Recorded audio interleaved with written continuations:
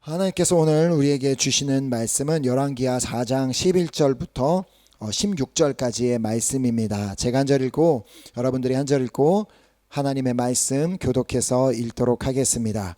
자, 하루는 엘리사가 거기에 이르러 그 방에 들어가 누웠더니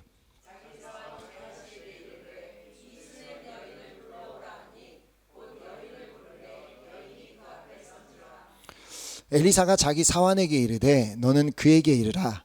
내가 이같이 우리를 위하여 세심한 배려를 하는도다. 내가 너를 위하여 무엇을 하랴? 왕에게나 사령관에게 무슨 구할 것이 있느냐 하니 여인이 이르되 나는 내 백성 중에 거주하나이다 하니라.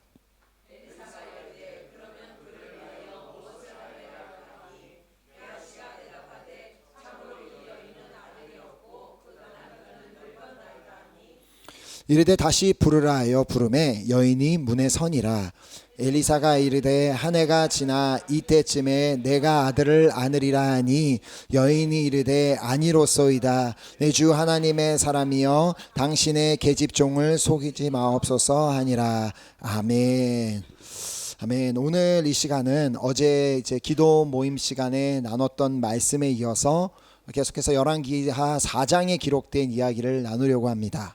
자, 오늘 본문은 다음과 같이 시작하는 것을 보게 됩니다. 11절에 하루는 엘리사가 거기에 이르러 그 방에 들어가 누웠더니, 사실 이 말씀만 그냥 보면 엘리사가 거기에 이르렀다라고 하는 그곳이 어디인지 알 수는 없습니다. 자, 그곳이 어디인지는 이제 8절의 말씀이 기록하고 있습니다. 8절에 보면 하루는 엘리사가 수넴에 이르렀더니 거기에 한 귀한 여인이 그를 간권하여 음식을 먹게 하였으므로 엘리사가 그곳을 지날 때마다 음식을 먹으러 그리로 들어갔더라.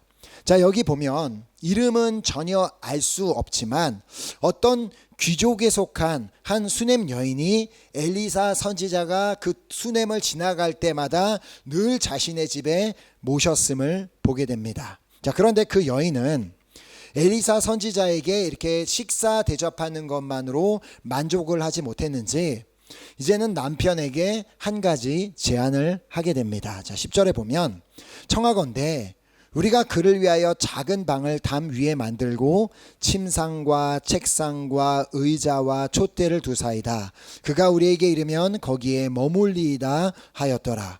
자, 지금까지는 엘리사가 수넴에 올 때마다 어디에서 묵었었는지는 알 수 없지만, 그러나 그 여인은 이제부터라도 자신의 집에서 선지자님이 우리의 동네를 들릴 때마다 자신의 집에서 묵을 수 있도록 남편에게 선지자를 위해 방을 하나 만들자고 그렇게 부탁을 합니다. 자, 그리고 그를 위에 지어진 그 방에, 바로 그 방에 엘리사가 들어가 누웠다고 본문 11절은 말씀하고 있는 것입니다. 자, 하루는 또 엘리사가 수넴을 지나가게 되었는데 여느 때와 마찬가지로 그 여인의 집에 들려서 식사만 하고 떠나려고 했습니다. 자, 그런데 그 순간에, 떠나려고 하는 순간에 여인이 말합니다. 선지자님, 오늘부터는 저희 집에 오실 때마다 식사도 하시고 또 주무시고 가실 수 있도록 특별히 방을 준비해 놓았습니다라고 하며 그 방으로 안내했습니다.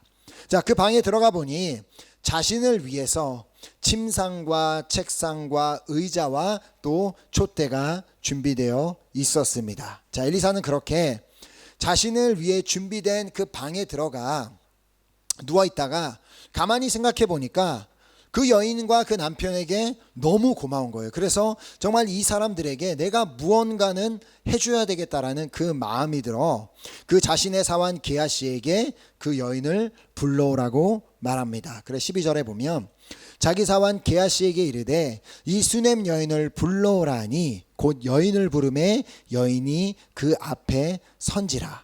자, 그런데 여기서 보면 특이하게도 엘리사는 그 여인이 분명히 말씀에 그 여인이 그 앞에 선지라, 그러니까 여인이 앞에 찾아왔음에도 불구하고 그 여인에게 직접 말을 하는 것이 아니라 사람을 앞에다가 두고 옆에 사환 게하시를 통해서 메시지를 전달하는 것을 보게 됩니다. 자, 13절에 보면 엘리사가 자기 사환에게 이르되, 지금 그 여인이 바로 앞에 있는데 엘리사가 자기 사환에게 이르되 너는 그에게 이르라. 내가 이같이 우리를 위하여 세심한 배려를 하는도다. 내가 너를 위하여 무엇을 하랴? 왕에게나 사령관에게 무슨 구할 것이 있느냐 하니. 자, 그 여인에게 충분히 직접 말을 할 수 있었을 텐데 엘리사는 굳이 자신의 사환을 통하여 이렇게 말을 전달합니다. 자, 내가 이같이 우리를 위하여 세심한 배려를 하는데 내가 너를 위하여 무엇을 하냐? 왕에게나 사령관에게 무슨 구할 것이 있느냐? 자, 여기서 우리는 엘리사가 그 당시에 그 왕국 안에서 어떠한 존재였는지를 깨닫게 됩니다. 자, 그는 왕이나 사령관을 찾아가서 자신의 원하는 것을 무엇이든지 구할 수 있을 만큼 그 왕국 안에서 큰 영향력을 가지고 있었던 사람이었음을 보게 됩니다. 아마도 그것을 보여주기 위해서 그 여인에게 다이렉트로 말하지 않고 마치 왕이 뭔가를 명령을 내릴 때 신하에게 명령을 내려 전달하는 것처럼 보여줬다고도 볼 수 있습니다. 자, 그런데 여기서 우리는 이 엘리사의 질문을 다시 살펴볼 필요가 있습니다. 엘리사가 누구입니까? 엘리사는 하나님의 사람, 선지자, 즉 하나님의 말씀을 대언하는 선지자입니다. 자, 그렇다면 그가 사환을 통해 메시지를 전한다면 선지자답게 이렇게 말하는 것이 더 옳았을 것입니다. 자, 내가 이같이 와요 우리를 위해 이렇게 세심한 배려를 하였는데 내가 너를 위하여 무엇을 하랴? 내가 하나님께 무슨 구할 것이 있느냐라고 그렇게 물어봤어야 사실 그런 게 선지자로서 더 맞는 질문이라는 생각이 듭니다. 자, 그러나 엘리사가 굳이 그 여인에게 내가 너를 위하여 무엇을 하랴? 왕에게나 사령관에게 무슨 구할 것이 있느냐라고 질문했다면 지금 그가 그 여인을 시험해 보려고 했음이 분명합니다. 자, 왜냐하면 엘리사는 지금 그 여인의 사회적 위치를 알고 있었기 때문입니다. 아까도 말씀을 보았듯이 그 여인은 그냥 일반적인 사회에 있는 여인이 아니라 높은 계층에 있는 여인이었습니다. 자, 이미 많은 것을 누리고 있던 여인이 이미 많은 것을 가지고 있는 사람일수록 욕심이 더 많습니다. 더 높은 곳으로 올라가고 싶은 마음, 더 많은 것을 가지고 싶은 마음이 있기 때문에 이렇게 왕과 또 사령관과 친분이 있는 엘리사 선지자를 늘 초대해서 대접을 한다면 어느 한순간은 자신의 본색을 드러내서 무언가를 자신에게 요구할 그러한 목적이 있을 수도 있다는 그런 가능성이 있었습니다. 자, 그리하여 이렇게 자신을 대접하는 이 여인의 너의 정확한 의도가 무엇이냐, 나를 이렇게 대접하는 그런 의도가 무엇인지를 알기를 원했기 때문에 이렇게 질문을 던져보았던 것입니다. 자, 이때 이 여인이 선지자에게 했던 그 한마디의 대답이 정확하게 그 여인이 어떤 의도로 선지자를 섬겨왔으며 또 그 대답 한마디가 엘리사 선지자의 마음을 감동시키게 됩니다. 자, 13절 말씀 이후에 보면 여인이 이르되 나는 내 백성 중에 거주하나이다 하니라. 자, 나는 내 백성 중에 거주하나이다라는 말의 의미가 무엇이겠습니까? 이 말을 읽으면서도 그냥 느낄 수 있는 것처럼 나는 지금 나의 삶에 만족합니다 라는 그런 대답이었던 것입니다. 자, 물론 한편으로는 우리가 이런 생각을 할 수 있어요. 그녀가 이미 많은 것을 누리고 있었기 때문에 그냥 나는 이 삶에 만족하고 있습니다라고 대답했다고 생각할 수도 있지만, 그러나 그녀가 그렇게 대답할 때는 진정으로 그녀가 정말 삶에 만족할 수 있었던 다른 이유가 있었습니다. 자, 그 이유는 그녀가 하나님으로 만족한 삶을 살고 있었기 때문이었습니다. 자, 이사야서 58장 11절 말씀, 이번 주에 암송하자고 한 말씀인데, 여호와가 너를 항상 인도하여 메마른 곳에서도 내 영혼을 만족하게 하며 내 뼈를 견고하게 하리니 너는 물된 동산 같겠고 물이 끊어지지 아니하는 샘 같을 것이라. 아멘.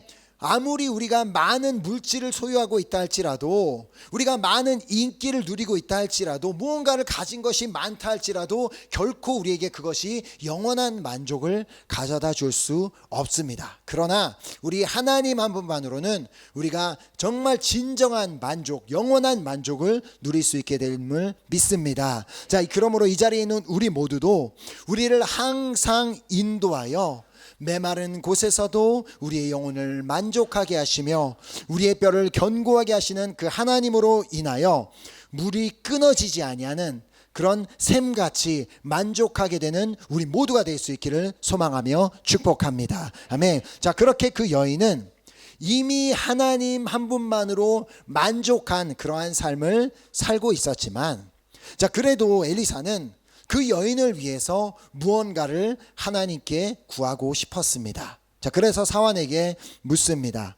자, 본문 14절에 보면 엘리사가 이르되 그러면 그를 위하여 무엇을 하여야 할까 하니 게하시가 대답하되 참으로 이 여인은 아들이 없고 그 남편은 늙었나이다 하니. 자, 엘리사가 그 여인의 집을 들릴 때마다 늘 언제나 동행해서 그 집안의 사정을 다 보고 알고 있던 게하시는 아마도 이 집에 이제 자녀가 없는 것이 가장 자기의 마음 가운데 안타깝게 생각하고 있었던 것 같습니다. 자, 또한 그 남편을 보면 남편은 늙었나이다라고 하는 거 보면 아마도 그 여인은 남편보다 좀 젊은 여성이었고 남편은 늙었기 때문에 남편에게 문제가 있다라는 그런 생각도 할 수 있었는데, 자, 그렇기에 게하시는 이 가정엔 오직 하나님만이 자녀를 허락해 주실 수 있을 것이라는 그 믿음으로 엘리사에게 그렇게 말했던 것입니다. 자, 그리하여 엘리사는 그 여인을 다시 불러오라고 말합니다.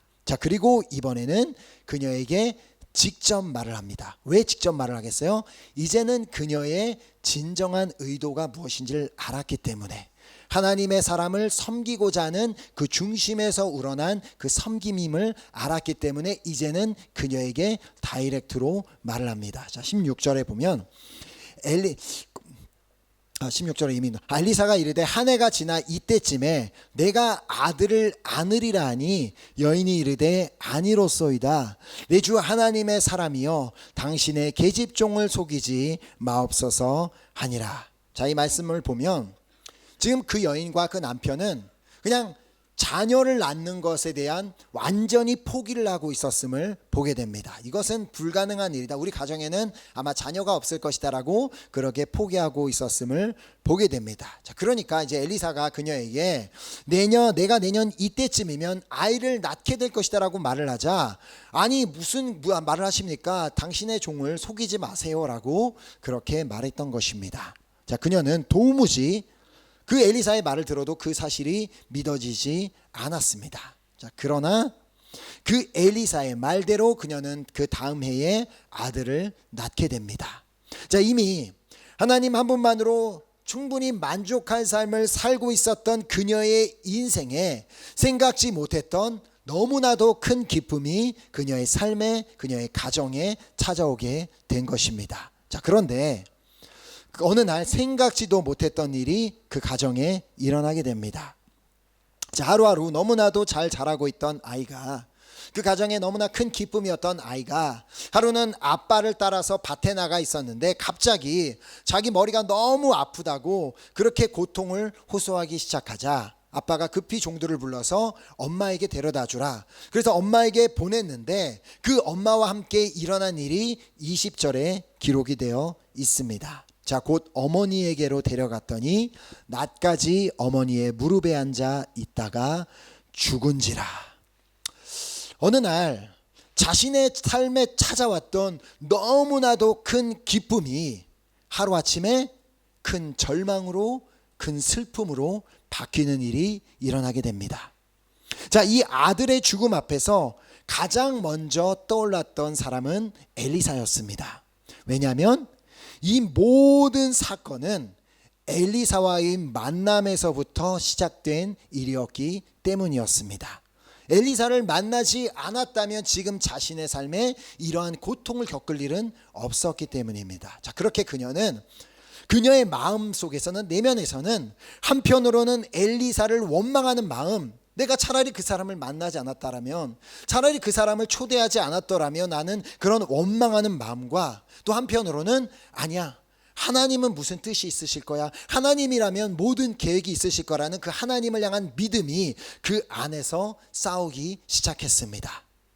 자, 그러나 그 싸움에서 지지 않기를 원했던 그 여인은 엘리사를 찾아가기로 결단합니다. 자, 먼저 그 죽은 아들을 엘리사의 침상에 두고 문을 닫고 나와서는 남편에게 말을 합니다. 22절에 보면 그 남편을 불러 이르되 청하건대 사환 한 명과 나귀 한 마리를 내게로 보내소서 내가 하나님의 사람에게 달려갔다가 돌아오리다 하니. 자, 그 말을 들은 남편이 갑자기 너무 놀라서 그녀에게 묻습니다. 자, 23절에 그 남편이 이르되 초하루도 아니요 안식일도 아니거늘, 그러니까 오늘은 그 선지자를 만나러 갈 날이 도무지 아닌데 그대가 오늘 어찌하여 그에게 나아가고자 하느냐 하는지라 여인이 이르되 평안을 비나이다 하니라. 자, 여기서 먼저 우리가 깨닫게 되는 사실은 남편은 아직 그 아이가 죽었다는 사실을 모르고 있다는 것입니다. 그 남편에게 막 난리가 나고 어떻게 아이가 죽었어 막 비명을 지르고 막 웅웅 울면서 남편을 찾아가 그런 얘기를 전혀 하지 않았다는 것입니다. 그러니까 이 여인이 남편에게 아무런 이야기를 해주지 않았기에 그녀가 선지자를 만나러 가는 이유를 전혀 이해하지 못했던 것입니다. 자, 그런데 그런 남편에게 그렇게 당신 도대체 왜 그 사람을 만나러 가려 하느냐라는 그 질문 앞에 그 여인은 한마디로 대답을 합니다. 뭐라고 해요? 평안을 비나이다. 이 단어가 히브리어 성경에 보면 한 단어로 되어 있습니다. 샬롬입니다. 샬롬. 그러니까 저는 이 샬롬이라는 그 단어를 불어 성경이 너무 번역을 잘 해놨는데 맨 밑에 뭐라고 되어 있어요? 뚜바비앙. 그러니까 갑자기 너 무슨 일이야? 왜 선지자를 찾아가려? 그러니까 갑자기 그 여인이 뚜바비앙. 자, 지금 그 여인은 뚜바비앙이라고 다 저 샬롬이라고 괜찮다고 말할 상황이 아니었습니다. 샬롬은 다 아시는 것처럼 평안이라는 의미를 가지고 있는 말인데 지금 그녀의 마음에는 평안이라고는 있을 수 없는 상황이었습니다. 자, 그럼에도 불구하고 그녀가 자신의 남편에게 샬롬이라고 말할 수 있었던 이유는 지금 그녀 안에 그 샬롬이 다시 찾아오기를 소망하고 있었기 때문이었습니다. 자, 잠언 18장 20절이 말합니다. 사람은 입에서 나오는 열매로 말미암아 배부르게 되나니 그 곧 그의 입술에서 나오는 것으로 말미암아 만족하게 되느니라. 지금 그녀가 이거 어떻게 내 아들이 죽었어, 나는 이제 망했어 막 그런 거 막 그런 막 모든 말들을 다 쏟아놨다면 그 말로 인해 그녀는 더 슬퍼질 수 있었지만 그러나 그녀는 믿음으로 샬롬이라고 선포했기 때문에 정말 그것으로 인해 자신의 심령이 만족하게 되기를 원했다는 것입니다. 자, 그러므로 여러분 안에도 그 샬롬이 있기를 소망하신다면, 여러분의 마음 가운데도 그 샬롬으로 충만하기를 원하신다면 그 어떠한 상황에서도 다른 단어가 아닌 샬롬이라고 선포해 보시기 바랍니다. 자, 그리하면 그 샬롬이라는 우리가 믿음으로 선포한 그 말 때문에 우리가 그 샬롬으로 만족하게 되는 은혜가 있게 될 줄 믿습니다. 아멘. 자, 그렇게 그 여인은 샬롬이라고 선포한 후에 이제 엘리사 선지자가 있던 그 갈멜산으로 달려갑니다. 자, 그리고 자신을 향해 그렇게 막 달려오고 있는 그 여인을 발견한 엘리사가 자신의 사환을 그 여인에게 급히 보냅니다. 자, 26절에 보면 너는 달려가서 그를 맞아 이르기를 너는 평안하냐, 내 남편이 평안하냐, 아이가 평안하냐 하라 하였더니 여인이 대답하되 평안하다 하고. 자, 그 여인이 달려오는 모습을 보고 엘리사는 직감적으로 지금 저 여인에게 무슨 일이 일어났구나라는 것을 알았습니다. 자, 그래서 게하시를 통해서 지금 무슨 일이 있는 겁니까? 무슨 남편이 괜찮습니까? 무슨 일이 있는 겁니까? 라고 물었을 때 그 동시에도 그 여인이 뭐라고 대답해요? 샬롬이라고 대답했습니다. 하지만 말은 그렇게 해도 정작 그녀의 내면은 정말 전혀 그 샬롬과 다른 상황에 있었음을 다음 절 27절을 통해 보게 됩니다. 27절에 보면 산에 이르러 하나님의 사람에게 나아가서 그 발을 아는지라 게하시가 가까이 와서 그를 물리치고자 하매 하나님의 사람이 이르되 가만두라 그의 영혼이 괴로워하지만은 여호와께서 내게 숨기시고 이르지 아니하셨도다 하니라. 사실 그 어떤 엄마가 자기 자식이 자신의 눈앞에서 자기의 품에서 죽는 모습을 봤는데 어떻게 마음이 평안할 수가 있었겠습니까? 그 마음은 완전히 갈기갈기 찢어져 너무나 괴롭고 막 슬픈 그 상황 가운데 있었지만 그녀는 그 마음을 그래도 지키기 위해서 계속해서 입술로 샬롬이라고 선포했던 것입니다. 자, 그러나 정작 엘리사의 얼굴을 보자 자기도 모르게 마음에 담겨져 있던 그 원망이 그를 향해 튀어나오게 됨을 28절에서 보게 됩니다. 여인이 이르되 내가 내 주께 아들을 구하더이까 나를 속이지 말라고 내가 말하지 아니하더이까 하고, 사실 여인의 말대로 그녀는 자신이 아들을 구한 적은 없었습니다. 자신에게 내가 아들이 없으니까 아들을 좀 주세요라고 자신이 구해본 적이 없다는 것입니다. 그녀는 자녀가 없어도 충분히 하나님 한 분만으로 만족하는 삶을 살고 있었습니다.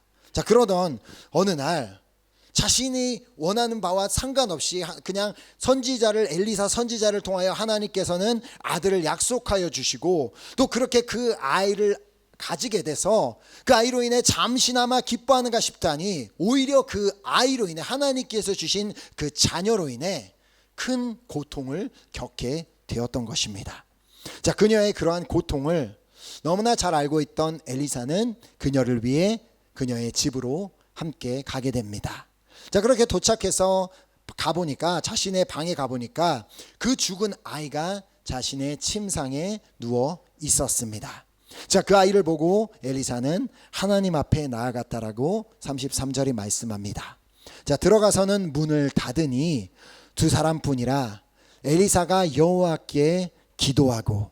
자, 어제 그 엘리사 그 사도 중에, 그러니까 선지자 제자 중에 한 명이었던 그 사람의 아내가 이제 엘리사 선지자를 찾아와서 그 두 사이에 일어났던 그 일. 자, 그래서 그 말대로 그 엘리사 선지자가 했던 말대로 모든 그릇을 다 빌려와서 자신의 집에 들어가 문을 닫고 기름을 부었을 때 그 자리에서 놀라운 일이 일어났던 것처럼 이번에도 똑같은 말이 나옵니다. 그 엘리사도 그 방의 문을 닫고 그곳에서 하나님께 기도했을 때 그 안에서도 다시 한번 놀라운 일이 일어나게 되었습니다.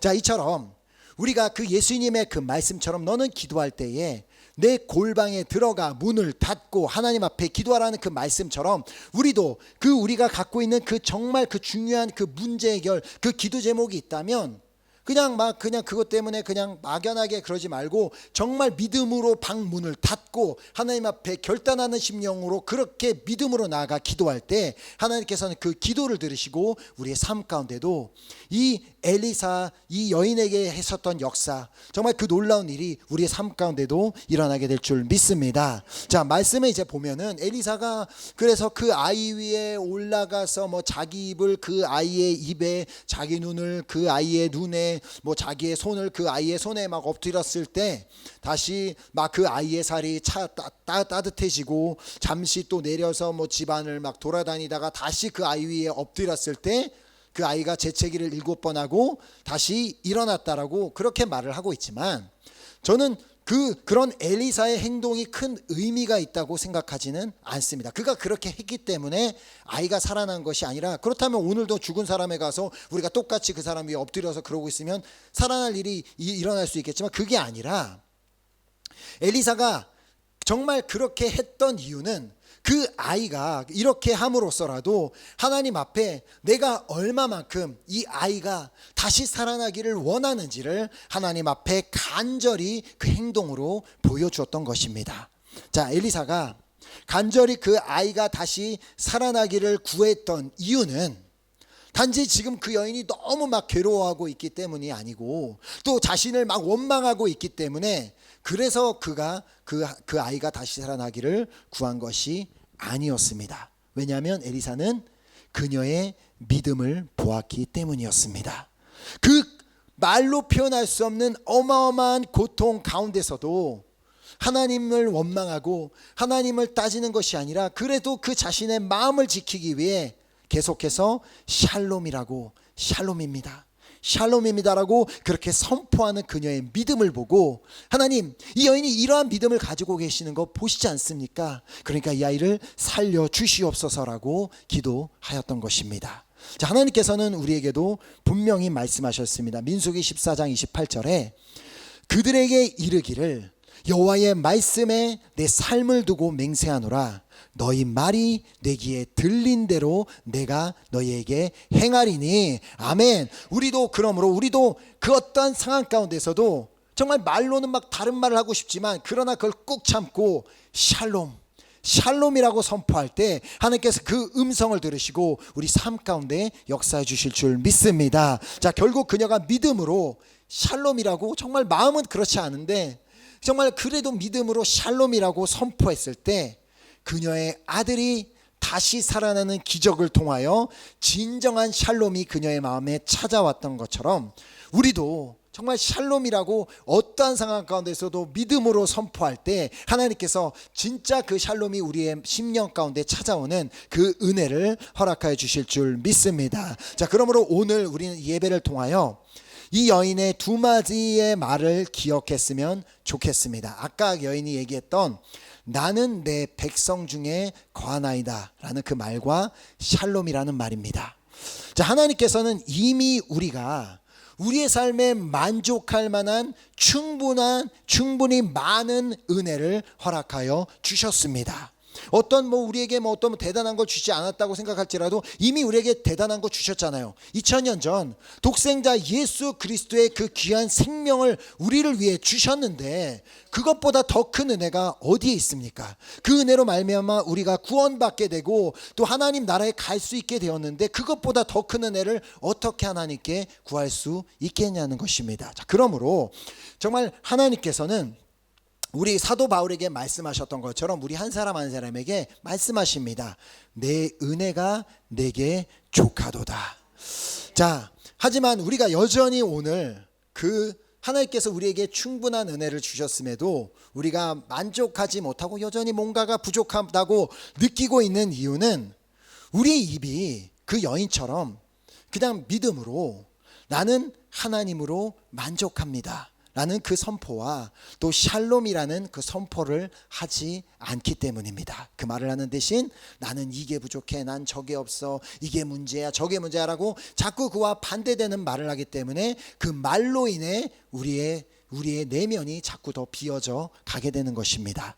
자, 그러나 오늘 이 자리에 모인 우리 모두는 그 어떠한 환경과 상황을 만난다 할지라도 그 상황 가운데서도 여전히 믿음으로 하나님, 나는 당신 한 분만으로 만족합니다. 그리고 믿음으로 하나님 샬롬입니다라고 그렇게 선포함으로 말미암아 계속해서 우리의 삶에 만족함을 누리는 그 은혜가 있게 되기를 예수 그리스도의 이름으로 축복합니다. 아멘. 이 시간 우리 함께 찬양팀 나오셔서 우리 찬양하고 우리 결단하는 기도하도록 하겠습니다. 자, 오늘 우리가 정말 이 말씀을 받고 우리 이 여인이 했던 그 말을 이제 기억했으면 좋겠는데요. 하나님, 나는 당신 한 분만으로 만족합니다. 그리고 샬롬. 이 두 가지 단어를 기억하여 어떠한 상황 가운데서도 내가 원하는 말, 그냥 내 심령에 있는 말을 그냥 쏟아놓는 것이 아니라 그게 정말 마음은 그렇지 않지만 내가 그렇게 되기를 소망하는 마음으로 하나님, 나는 당신 한 분만으로 만족합니다. 하나님, 샬롬입니다. 그렇게 선포할 때 우리 말이 하나님 귀에 들린 대로 우리 삶에 역사해 주실 줄 믿습니다. 그래서 이 시간 우리 함께 이 찬양을 정말 나의 믿음이 되어 나의 고백이 되어 하나님 앞에 선포했으면 좋겠습니다.